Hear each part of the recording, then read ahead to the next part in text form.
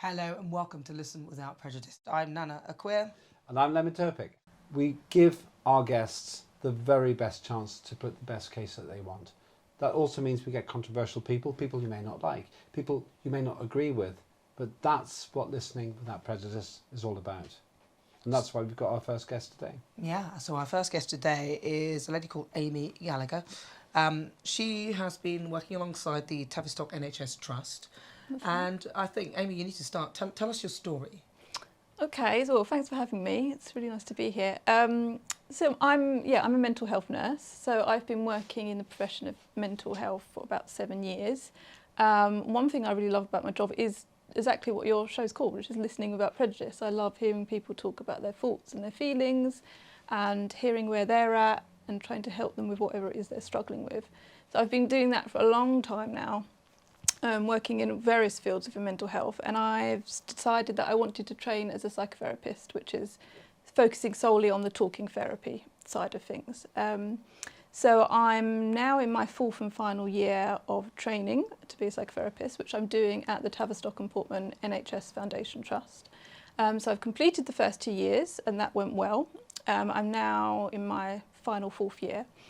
So the story that I'm bringing you today is something that has happened, it's over a year ago now. So the course is going well, I was enjoying it, and I got asked to attend, as part of the seminars and the lectures of the course, I got asked to attend a lecture on race and racism. And it was very different from all the other lectures and seminars in that it didn't seem to have very much to do with psychotherapy at all. And it seemed to be very biased and very political. A lot of stuff about Black Lives Matter, a lot of stuff about, a lot of stuff. Oh, no. A lot of stuff about Meghan Markle, and it was What kind of stuff were they saying? That the media's racist towards Meghan Markle, and it wasn't a debate. It was just like, this is it, and I was like, okay, what's this got to do with psychotherapy? And there was stuff coming up, being quite negative about Christianity. I think on 2 or 3 occasions. And by the end of it, I just said, I'm curious about why it is that you're taking this view and that this is your focus and why you're singling out Christianity in this way. But they were basically sort of linking it to racism. And I said, that's fine if that's your view. But if you were specific about what they were saying, what would they say? What would they say? What were they saying? Well, they were saying that Christianity is responsible for racism. It's European, it's Western, and it's very vaguely linked to racism in that sense. And I said, I'm curious about why is it that religion's being singled out. And she said, well, Christianity is a racist religion because it's European. And I didn't say anything. What do they mean by that? Well, you'd have to ask them. Well, I'm asking you, you must have asked them that question. Well, I didn't actually, because I was quite worried at this point. I just thought, oh my gosh, I can't believe that they would say that, and I didn't say anything in response. What I think they mean by it is that the thing is, it's not a European religion, so they're kind of wrong in that sense, but I think they think that it's a white religion, which again, it isn't. It's a religion that's open to all. Are they aware of Jesus' background? Yes, no, I don't know. He wasn't born in England. Well, he's not the blonde-haired, blue-eyed guy. No, exactly. But I just thought, I was a bit annoyed at what had been said. I was a bit annoyed by the lecture, but I just left it. I just thought, I'm not going to go there. Then about 3 days later, I got sent a link to a lecture called Whiteness, a Problem for Our Time. And I was a bit like, that's a bold title. Sounds a bit like critical race theory to me. I hope it's not. So I went into it with an open mind. I thought I'm going to listen without prejudice. I'm going to, let them have their say. And it was an hour of very radical, what I would call critical race theory ideas. So all white people are racist. If a white person says they're not racist, then that's meaningless because they can't not be.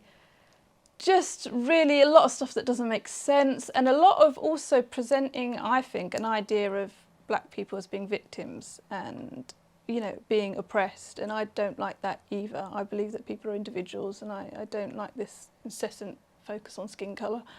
So at that point I thought, what the hell have I got myself into on this course? They're pushing a lot of ideas onto me that I don't like. So was this like one lecturer, or there's a few lecturers coming in? There's a few now. And were any of them black? No. Well, the first person that gave the lecture on race and racism, I think I'm not too sure what her race was, but this person that gave the whiteness lecture was herself white, and most of the people in the lecture were white themselves. So I responded to this, trying to open up a debate, and I sent them a link to a speech from our Equalities Minister, Kemi Badenoch, saying that the teaching of critical race theory and the teaching of white privilege and that white people are oppressors and black people are oppressed, that this is not a fact and it's a viewpoint, but it shouldn't be taught as fact, and actually to teach it as a fact is illegal. So I sent this round and I said, this is a political ideology, and of course you're entitled to your political view, but this is a psychotherapy course and we need to be open to other ideas and other views. So I thought that was quite an okay response, given the fact that some of the things they said are quite inflammatory. I was just opening it up. The response was to that, the sense that I'd done something wrong. So I got called into a meeting with a member of staff at the Tavistock, and I was told that the course might not be right for me. I was told that it's an anti-racist organisation, and I said, well, I'm against racism as well. I do. And I explained that my idea of not being racist is not judging a person by the colour of their skin, not making assumptions about them, treating them equally. And the senior member of staff said to me, well, that's actually a discredited view. We see that as outdated at the Tavistock. Really? I mean, Yeah. Martin Luther King said that, didn't he? Yeah. The content of the character, not the colour of the skin. Yeah. That's what we're all aiming for. Yeah, I agree. So I don't know in what way, I don't know who's discredited it or with what authority, but they seem to think that it's a discredited view. And I said, well, this lecturer, she puts forth this idea that all white people are racist. Is that just her view, or is that the view of the trust? And she said, well, that is what we think here. That is, we do see white people as all being unconsciously racist. And I said, well, I don't agree with that. And she said, it's a bit like the way all men are inherently sexist. And I said, well, I don't agree with that either. Is that what they said they believe? Yeah, she All said men are inherently well, sexist. she said it's a bit like the way, in her explanation of this idea. So the inference was the same thing. Yeah. So I said, well, I don't agree with that either. So after this, So did they have any men teaching on this at all? Not many men, some men, yeah. God. So I went away, and I first thing I thought of was I don't want to be a part of this institution. I'm paying money, into this institution. Oh, you paid I'm for paying. this course? Yeah, I'm paying. I'm a student. How much were you paying? Oh, I'm still paying now. Tuition fees are kind of the standard tuition fee, so thousands of pounds. So you were paying to be taught that white people were inherently racist and men were Inherently sexist. inherently sexist. Yeah. But what's that got to do with psychotherapy? Well, That's it's a what good I'm wondering. question. Yeah, I don't think it has. I think. But did you ask that question? Yeah, well, they say, well, this is the thinking of the Tavistock, is what they keep saying. They just keep parroting to me that they're an anti-racist organisation and I need to be anti-racist. And I said, well, I am, but not in the way you describe it. So I went away, and I think, firstly, I thought, I'm going to quit. I don't want to do this. And then I thought, no, I'm going to stay, and I'm going to make a complaint because I want there to be some change. I think this needs to be thought about, and I was expecting maybe some other members of staff might be on my side, or at least there would be a discussion. So I raised this complaint, and then I got a report on my progress after raising this complaint, and they said that I was doing really well in the course with my patients and my contributions, but that my views weren't in keeping with the Trust's anti-racist thinking. And they didn't really explain what that meant because I hadn't said anything racist. I just tried to disagree with some of their ideas. So that happened, and then I made another complaint about that, saying it feels like a threat to me. It feels like you're telling me to shut up, basically. I didn't say it like that, but I said it feels like a vowed threat. I haven't said anything that's racist. And they continued to send reading material. They started up this anti-racist reading group at the Tavistock, and they were sending me reading material that was quoting white fragility, quoting critical race theory, and again it was anti-Christian in its sentiment. It was saying that Christianity is responsible for racism, but in its use of the words light and dark, and that this causes people to be unconsciously racist. And it's, the words light and dark are used in all of the 6 major world religions. They're used throughout literature in all sorts of ways. This felt very silly to me, and it felt like it had an agenda. So I didn't say anything, and then we got to a review of the term where I was actually asked how did I feel the term was going. I was actually specifically asked if there's anything that we didn't like or if there's anything that we found annoying. I said, well, now that you ask, actually I don't like this reading material that's being sent. It's anti-Christian again, and I don't like these ideas of white fragility and white prejudice and white privilege, and I don't think it's psychotherapy, and I don't think it has a place in psychotherapy. Being a psychotherapist is about being neutral and listening and meeting somewhere where they're at and not having an agenda. What did they say to that? Because obviously that's the case.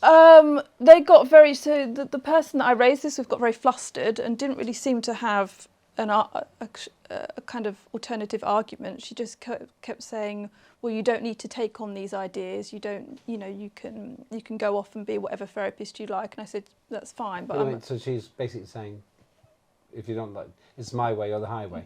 A little bit, yeah. So after I raised this in this seminar, my disagreement with this reading material, she sent an email to me a couple of days later saying that I behaved in an inappropriate way, that I was vexed, that I had, yeah, and this was in a seminar, so there was other people present. Oh, I see. Yeah, so she said that in front of other people. Yeah, no, she's in the email. Right. She sent to me saying that the way I behaved was inappropriate, that I was vexatious, that I shouldn't enter the second year, and she said that I'd created a traumatising environment.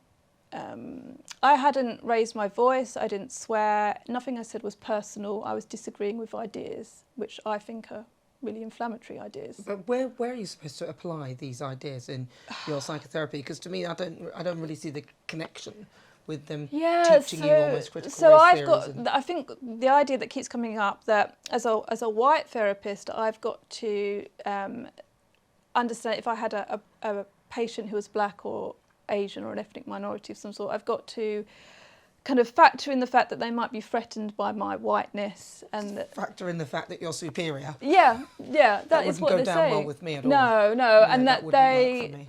Yeah, and you can see what's going to happen there. There'd be some sort of scrap, and I'd definitely win. Yeah, and essentially I've got to assume things about them as well, and about their experience of being black or Asian in living in Britain. They've said that the UK is a racist society, so I've got to assume that my patient is kind of struggling with issues. And my position is I do not know what's going in a person's mind or heart until they tell me. And the skin colour doesn't tell me what's going on in their mind, nothing does. So as a therapist, I listen to hear what they say, and then I try to understand them. Isn't that what they're telling you to do, though? Isn't that the last thing you should be doing, which is projecting your own? Yes, they're trying to get me to project my own stuff onto the patient. Yeah. Like, I'm not going to assume... I mean, I've had this work in the NHS, even in nursing. At the height of the Black Lives Matter protests and the death of George Floyd, I was being told that to talk to my black and Asian patients about this and what it meant for them. So I was working as a nurse in eating disorders. I was helping them with their eating disorder. And I was being told, it might all the stuff that's happening in the news might be really difficult for them. You should raise it with them, ask them how they feel about it.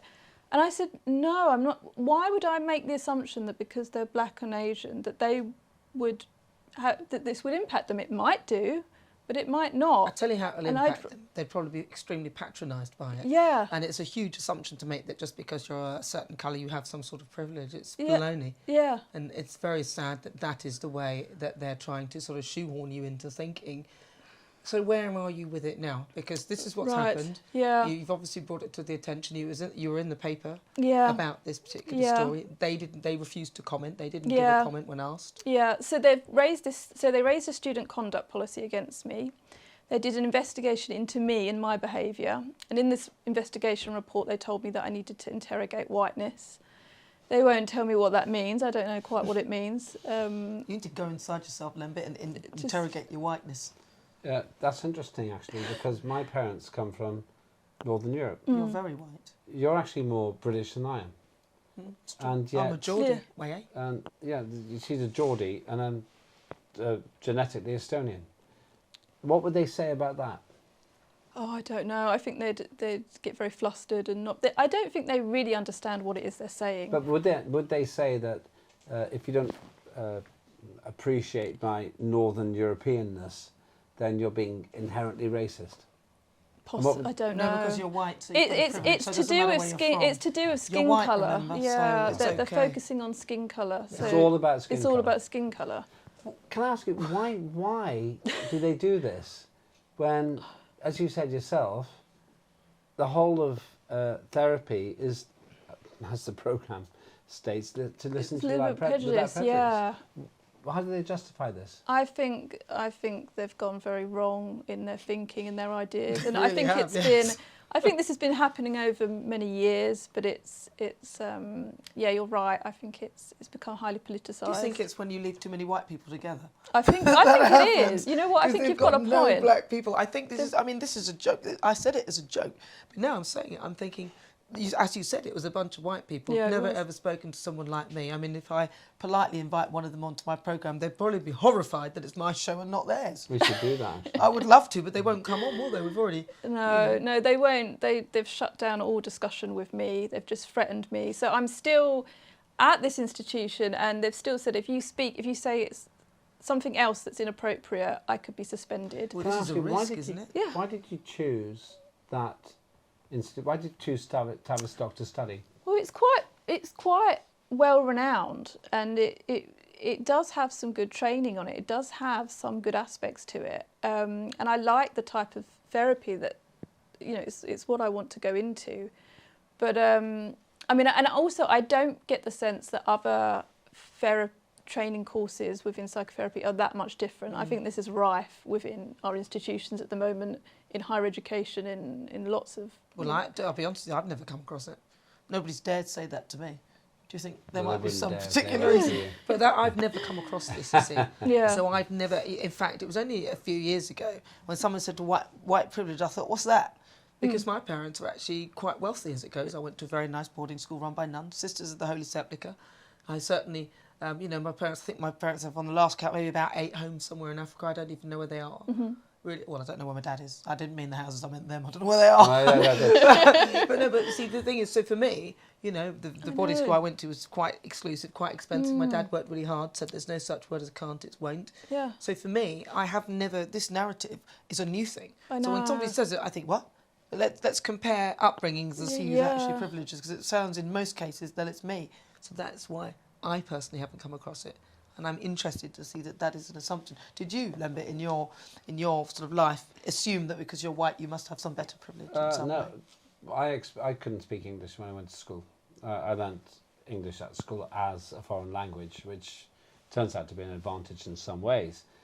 My sister experienced terrible racism because she had a very strong Estonian accent. And then the way they resolved that it was quite endearing, actually. They got her to go into school one day to celebrate her nationality, and everybody wanted to be her friend. It seems to be the antithesis of what you've been experiencing. You're being told that it's, like you said yourself, all about skin colour. Yeah. Now, my name, Lembit Opik, it's not common. No, you're the only one. In the whole world, actually. To be fair, I think you might be. The whole planet. Have you ever heard of one? No, I've never heard of a Lembit. Have you heard one? Are you going to single me out now? I'm afraid your mum singled you out with that one. I think in that case we just have to pick you out as being like prejudicial against my name potentially. Well, there you go. You should hate yourself for. Unfortunately, that's just not going to happen, Lembit. I don't think it's going to happen. But possibly Tavistock would say these things are all wrong.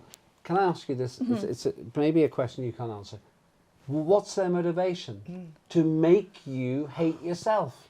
I think so. I think make you feel why? that black people have the right to expect that white people hate themselves before they give therapy. I think they think they're doing good, but they've just they've been a bit brainwashed by a quite dogmatic ideology, and they're all, like you said, it's a bit of it's an echo chamber, and they're all looking at each other, and they all think, well, they're saying that, so that's what it means to be a good person. That's what it means to be anti-racist. So we all have to keep parroting these ideas.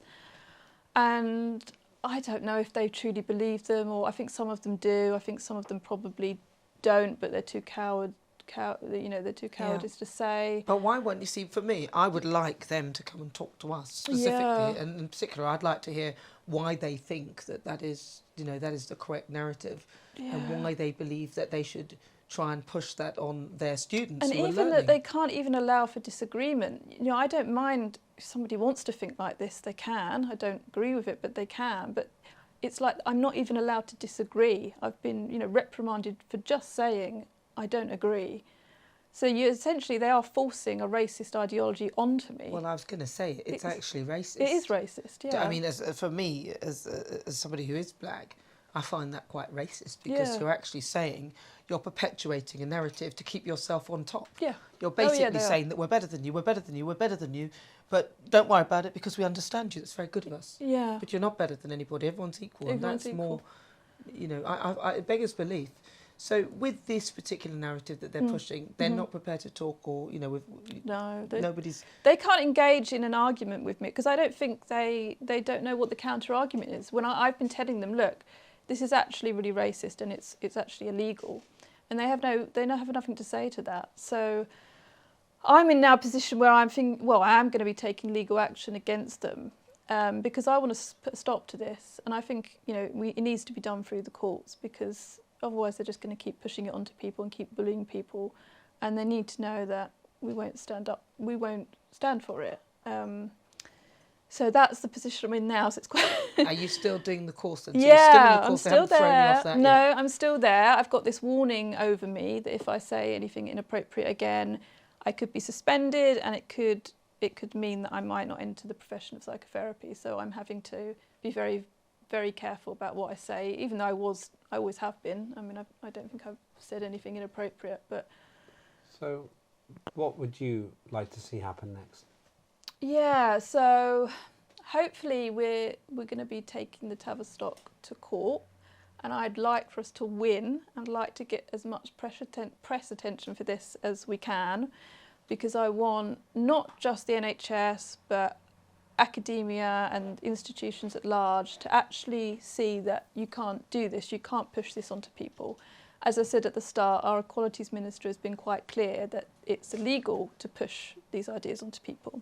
But as it stands, nobody's actually tested this out. There hasn't been a precedent. Nobody's actually brought anyone to court yet over these ideas. So if we can do that and if we can win, hopefully we can start allowing for more of a debate. And like you said, some of the things that you've said this evening, that we can hear another side of the argument. So let's offer you, Tavistock, the right to reply. You can send your representative to sit here, where Amy's sitting, and we will give you the chance to be heard without prejudice and put your case. Mm-hmm. Because that's, after all, this is what it's about. Mm-hmm. We need people to start listening without prejudice and enabling discussion so that we can all listen to all sides of the argument and come up with a decent conclusion. I agree. Amy, it's fantastic. Thank you so much for joining us and being our first. Yes, thank you for having me. Thank you. That's we amazing. will follow this because I'd like to see what happens. Yeah. I'm Thank Lembit you. Opik. I'm Nana Akua, and that was Amy Gallagher. This is Listen Without Prejudice.